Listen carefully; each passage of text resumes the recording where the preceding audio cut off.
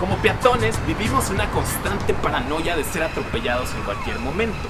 Es por eso que hoy les vengo a platicar de la importancia de la jerarquía de la movilidad urbana. Aunque en los últimos años las ciudades han sido construidas para los coches, en la ley dice clarito que el peatón es la prioridad número 1, ya que somos los más vulnerables. Y la realidad es que todos somos peatones de diferente forma. La bici ocupa el segundo lugar porque, aunque no lo crean, con ella llegamos más lejos utilizando 3 veces menos energía que caminando. Además, tampoco contamina. Ahora, ¿cómo movemos una masa de peatones largas distancias a gran velocidad? En transporte público.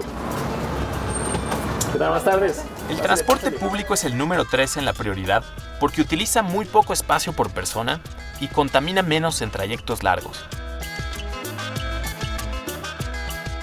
¿No se han preguntado quién trae todos los bienes a la ciudad? Como la comida, o sea, la cebolla, el perejil y la papa de mi gordita.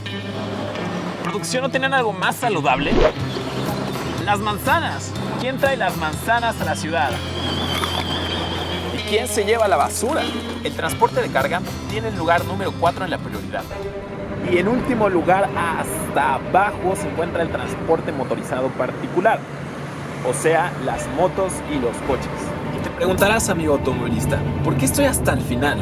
Pues no es nada personal, pero es que los coches son los que más contaminan, los que más espacio ocupan por persona y los que más accidentes causan.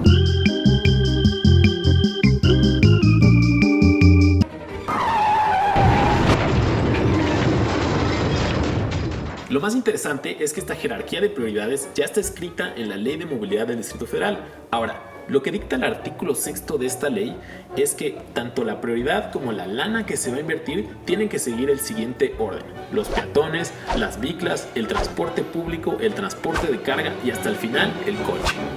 Sin embargo, la supervía de la Ciudad de México costó 6,000 millones de pesos, mientras las primeras 5 líneas de Metrobús costaron en total 5,500 millones.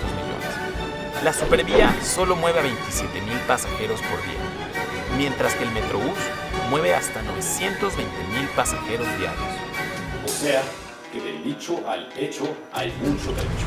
Si el gobierno no tiene la madurez suficiente para hacer cumplir la ley, es nuestro deber exigírtelo. Únete a la lucha libre por nuestro derecho a caminar. Lucha por una ciudad humana.